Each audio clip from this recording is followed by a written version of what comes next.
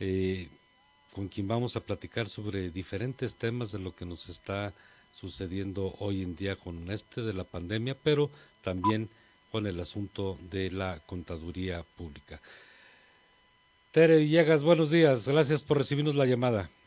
Al contrario, licenciado, buenos días. Qué gusto saludarlo a usted y a su auditorio. Gracias. Tere, el regreso a clases en materia de contaduría con la Sí, exposición del modelo escolar virtual y narrando la capacidad cibernética y digital a la que todos estamos sometidos ahora, ¿es viable también en materia de contabilidad? sí, tengo gran gusto en comentar que hemos arrancado como lo planeamos, a pesar de este momento de incertidumbre. Hicimos todo lo posible y estamos logrando que este día 17, lunes pasado, iniciáramos ya las clases de manera virtual. Los maestros se han dispuesto de manera increíble, todos ellos capacitándose, estando atentos a la plataforma que aquí en la Unidad Académica de Contaduría el doctor Martín Montes nos hizo favor de crearnos un ambiente ideal para que tanto los maestros puedan transmitir sus conocimientos como los alumnos puedan ellos también tomar sus clases. Y bueno, pues hemos iniciado también con todas las medidas sanitarias para el personal que tiene que acudir, el personal administrativo. Tenemos también ya en la propia página de la unidad académica oficinas virtuales para que los alumnos incluso soliciten alguna cita en caso de que se requiera que algo sea de manera presencial, que estamos tratando que sea lo menos posible para que no los alumnos no estén pues expuestos a ningún riesgo de contagio. Tere, pero el regreso a clases es en línea, ¿verdad? No hay En clases línea, presenciales. sí, todo es en línea. El día de ayer la presidencia colegiada del Consejo Universitario acaba de publicar ya un Así es. comunicado en donde se señala que todo el semestre ya es en línea. De cualquier Ya forma, no hay. ya estaban ustedes preparados, ¿verdad? Para Sí, evitar contagios y evitar violar las normas de higiene que tenemos hoy en día. así es. Sí, estamos, ya se sanitizaron todos los espacios en la unidad académica. Tenemos también ya todas las medidas de utilizar el gel, de tomar la temperatura, de utilizar los cubrebocas. Entonces todo está ya previsto y aplicado para que estemos en algunos casos acudiendo a la unidad académica cuando sea muy necesario, pero estamos tratando, incluso comentarles que la unidad académica está cerrada, únicamente se atiende pues con cita, la cita hay que solicitarla en las oficinas virtuales que tenemos en la página para que así no tengamos ninguna aglomeración ni de personal administrativo ni tampoco de alumnos. Nos cuidamos mucho con esta pandemia de evitar contagios, están las clases en línea, está todo el apoyo tecnológico, Sí. pero ¿qué tanto se va a ver afectado desde tu punto de vista, Tere? Ujú. Tere Villegas, directora de la Facultad o Unidad Sí, Académica de Contaduría, ¿qué tanto se va a ver afectada la calidad de la enseñanza? esperamos, así lo solicitamos a los maestros de esta unidad académica, que estemos muy atentos a que la calidad sea lo primero que tengamos que cuidar. Que los maestros, tenemos muy identificado que muchos de los maestros incluso ya nos presentan todo su material que ya lo subieron a la plataforma, ya los alumnos lo tienen ahí, pueden los alumnos incluso visualizar la calidad de la enseñanza que se les ofrece. Y en caso de que no lo fuera, estamos también atentos a poder estar incluyendo cualquier situación para incrementar esa calidad que siempre estamos al pendiente que nuestros alumnos puedan tener a la mano. Bueno, y la respuesta de los alumnos ha sido positiva, se incrementó el número de inscripciones, se mantienen los alumnos o hay deserción escolar. Bueno, No hay deserción en cuanto a los alumnos que estaban ya inscritos y que solo están operando su reinscripción.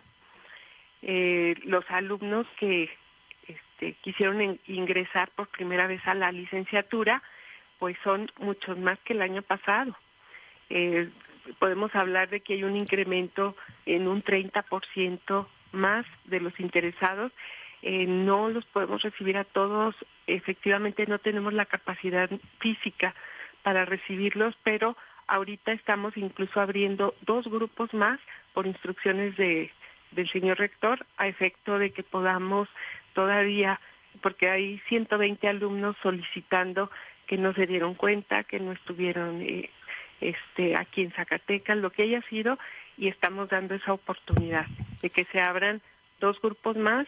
Y bueno, efectivamente estas son ya inscripciones extemporáneas que nos están, a partir de este lunes, las estamos tratando de procesar ya en el Departamento Escolar Central. Hemos tenido, bueno, no es tan rápido de un día para otro, pero yo espero que entre hoy y mañana ya queden totalmente inscritos aquellos alumnos a los que se les dio la oportunidad ya de inscribirse extemporáneamente.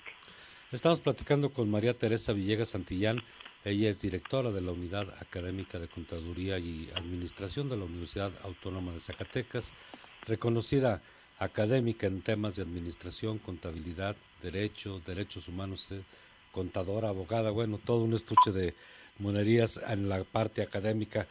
Tere, la crisis en las universidades, no solamente la de nosotros, nos está afectando mucho en materia educativa. La nuestra es un ejemplo de todo lo que está sucediendo, las deudas que tenemos y que no vemos con mucha claridad hacia dónde va la Universidad Autónoma de Zacatecas o el rumbo de las universidades. ¿Cómo superar estos equilibrios? ¿Cómo superar estas crisis primero y cómo lograr un equilibrio y una estabilidad en las universidades del país?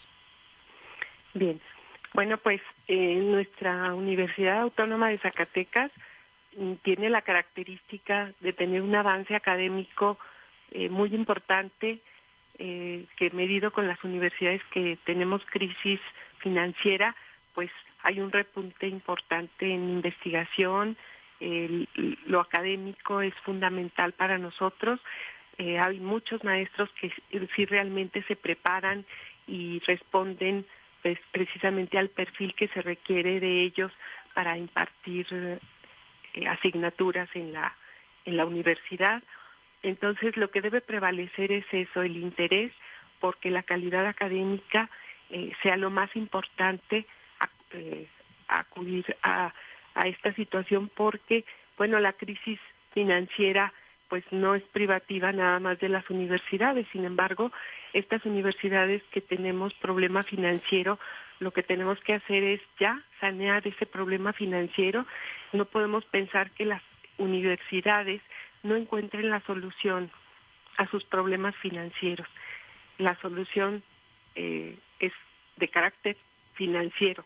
Lo académico se supera precisamente con la voluntad, con el empeño, con toda la dedicación que nuestros académicos dan a las universidades, en este caso a la de Zacatecas.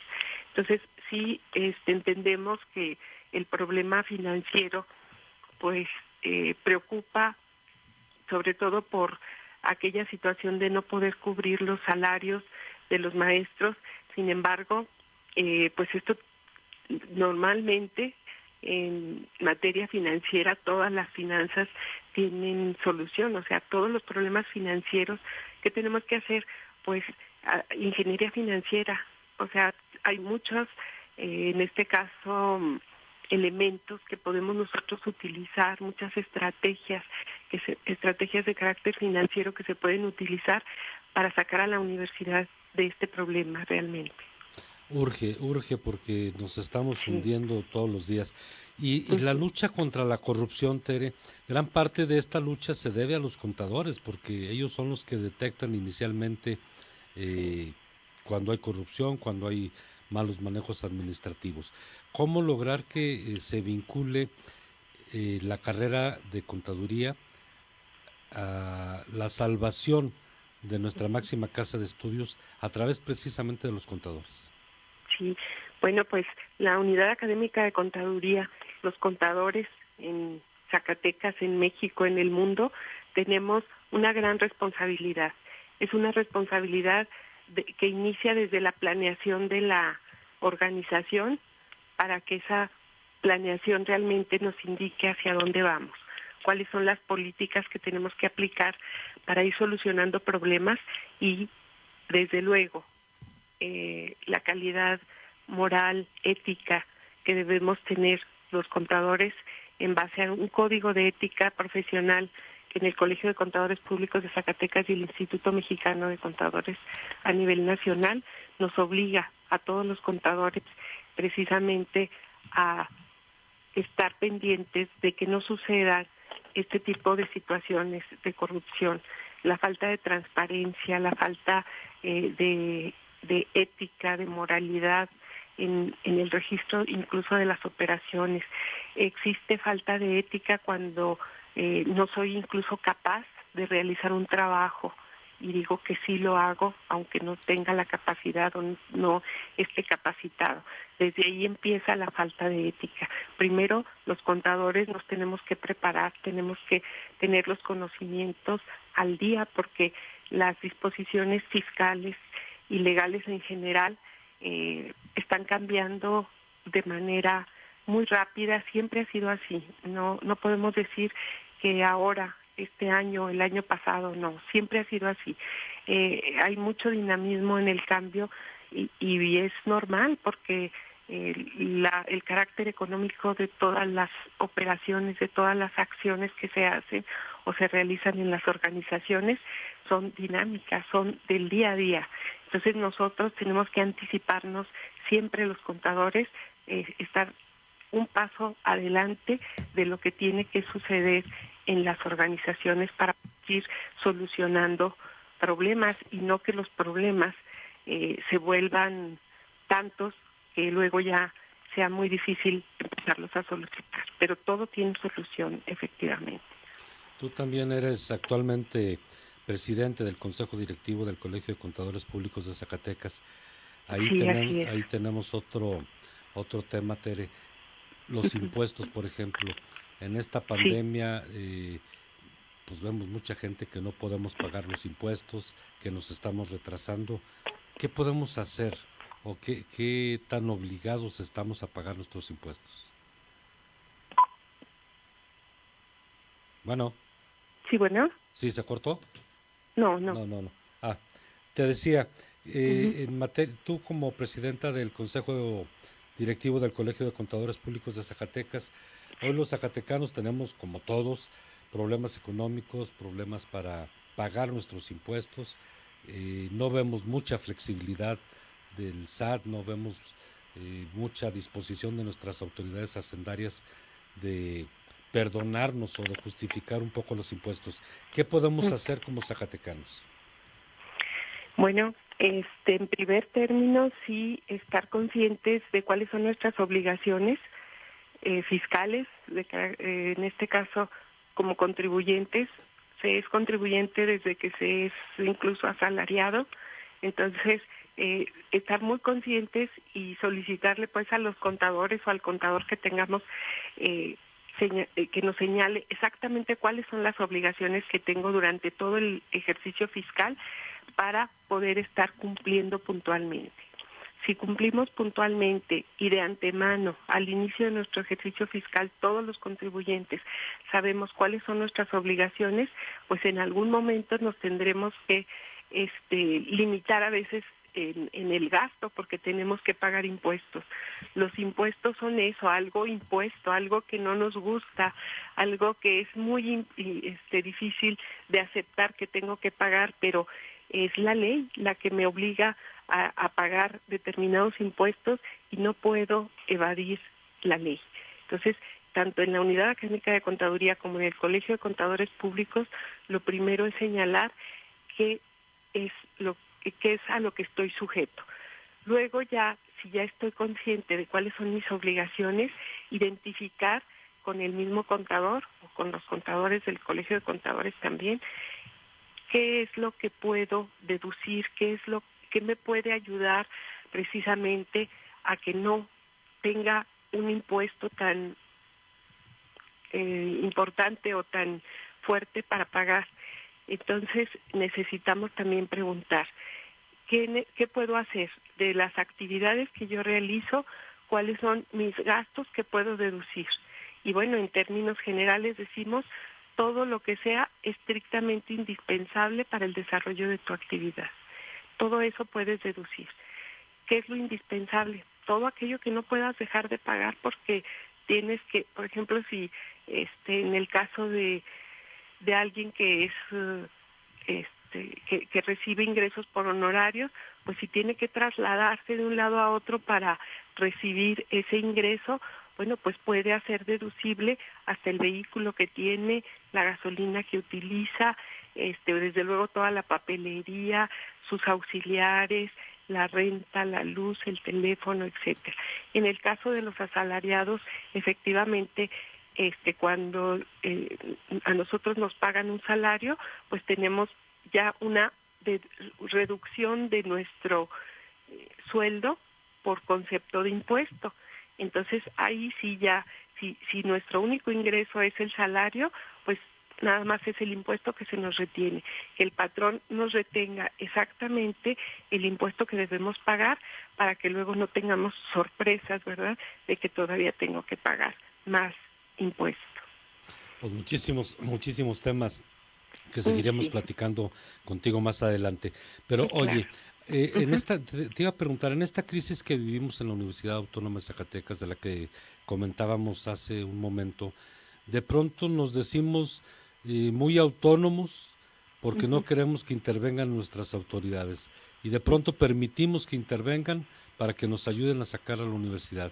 ¿Cómo podemos definir o qué se entiende por autonomía y por qué tanto rechazo desde la universidad hacia los gobiernos y partidos y viceversa?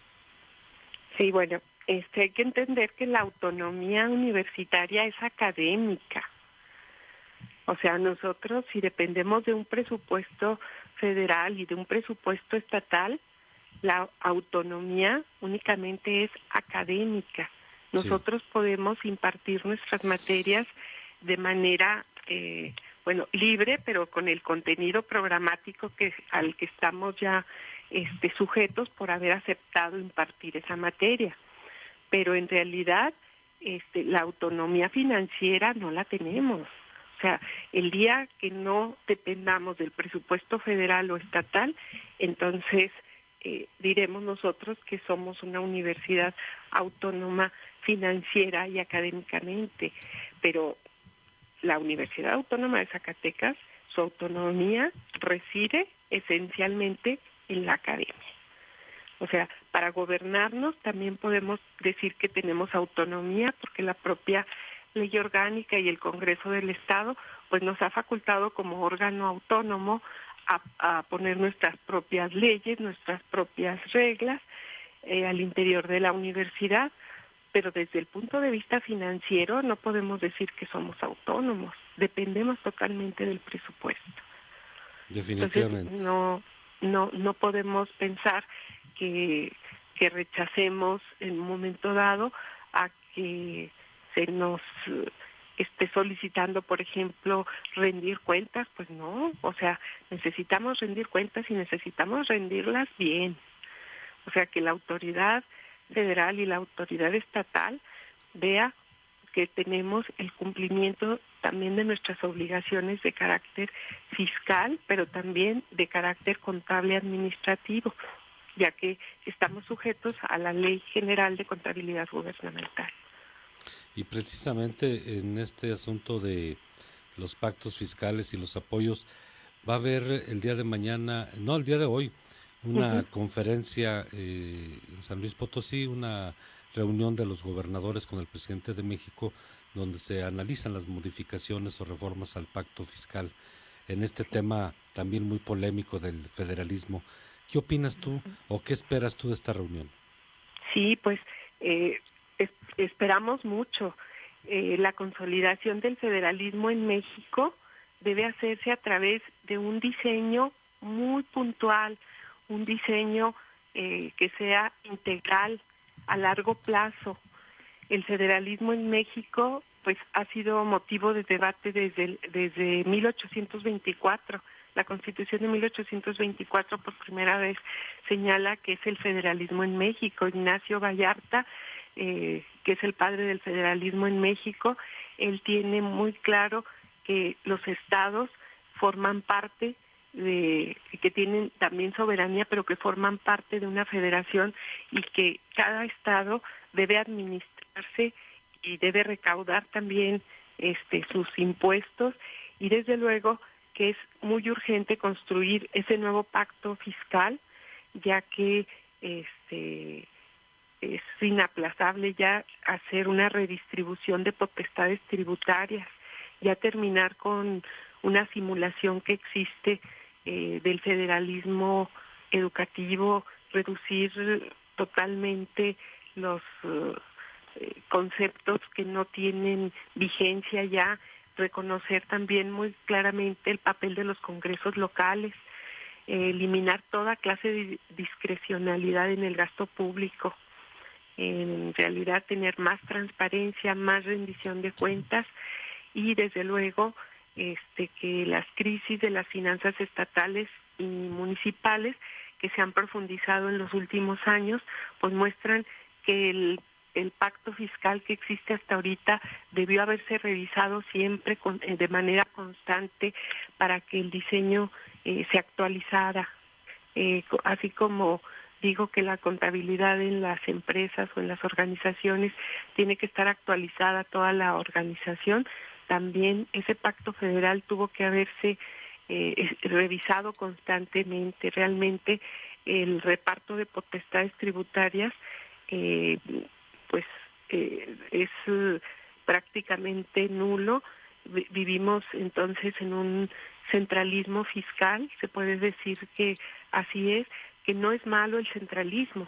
O sea, yo no podría decir que es malo el centralizar ni descentralizar.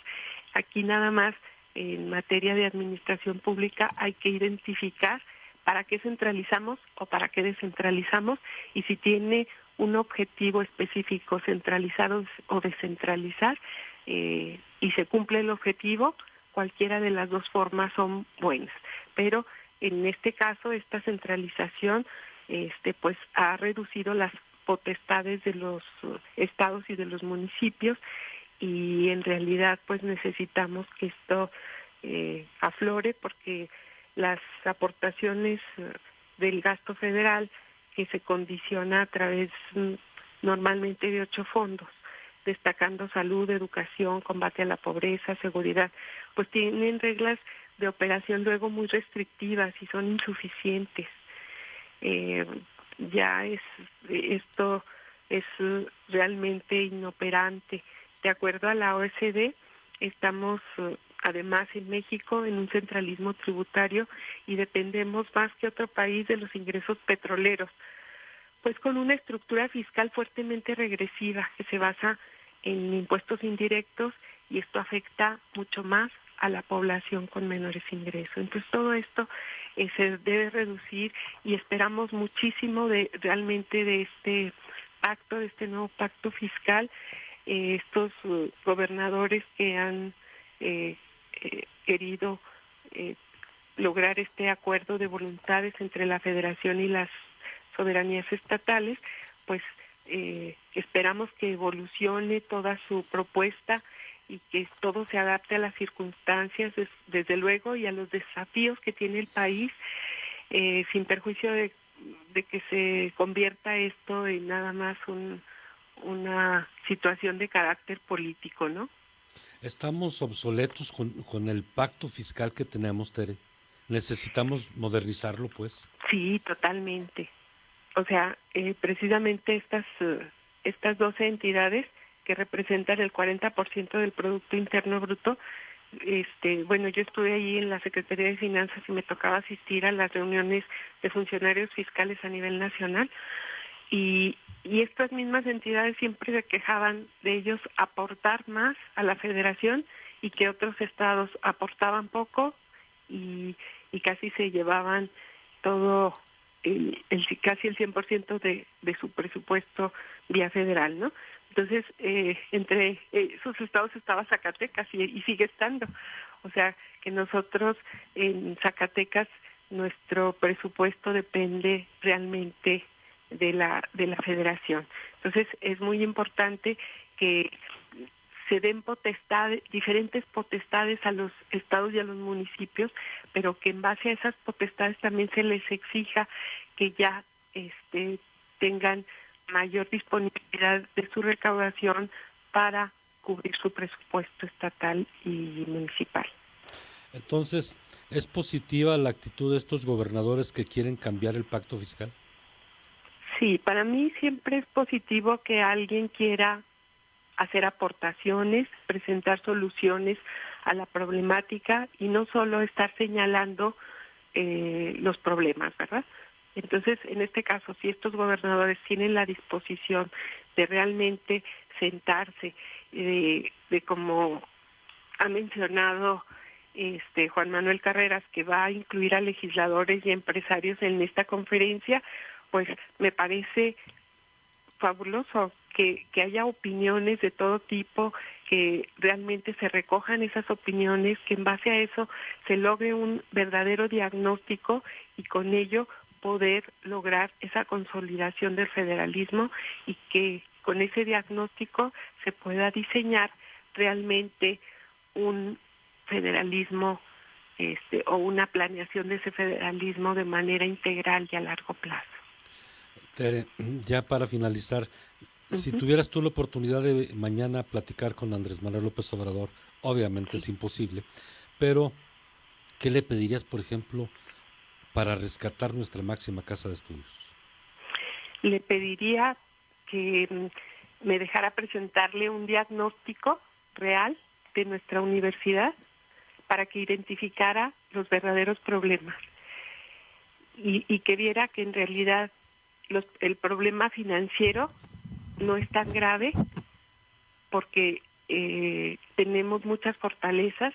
En ese diagnóstico presentaría yo fortalezas y debilidades de nuestra universidad para que pueda ver cómo nuestras fortalezas son mucho mayores que el problema financiero de nuestra universidad. Muy bien.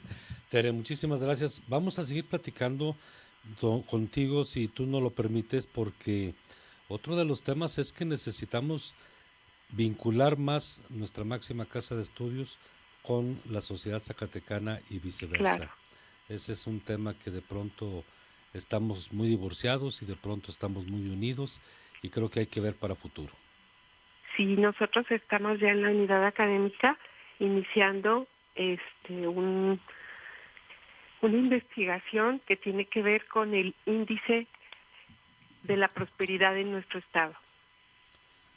Índice de prosperidad ya se está trabajando a nivel nacional desde hace algunos años, pero necesitamos nosotros aterrizarlo en nuestro estado y que la universidad realmente se vincule totalmente para lograr ese índice de una verdadera prosperidad. Ahorita Zacatecas, en base a esos indicadores, se encuentra en un término medio, pero estoy segura que con la vinculación con la universidad se puede alcanzar que ese índice de prosperidad en Zacatecas sea mayor. Oye, y que además es una obligación de nuestras universidades, así es, no solamente de la Autónoma de Zacatecas, sino de todas nuestras universidades y de todo nuestro sistema educativo. Así es, vincularnos totalmente. Muy bien. Tere Villegas, directora de la Unidad Académica de Contaduría, presidenta del Colegio de Contadores, muchas gracias por recibirnos esta llamada. Gracias por esta plática. Gracias y estoy a la orden. Muchas gracias, licenciado. Saludos a todo el auditorio. Gracias, me da gusto saludarte. Hasta luego. Son las 8 de la mañana con 36 minutos. Vamos a una pausa y regresamos.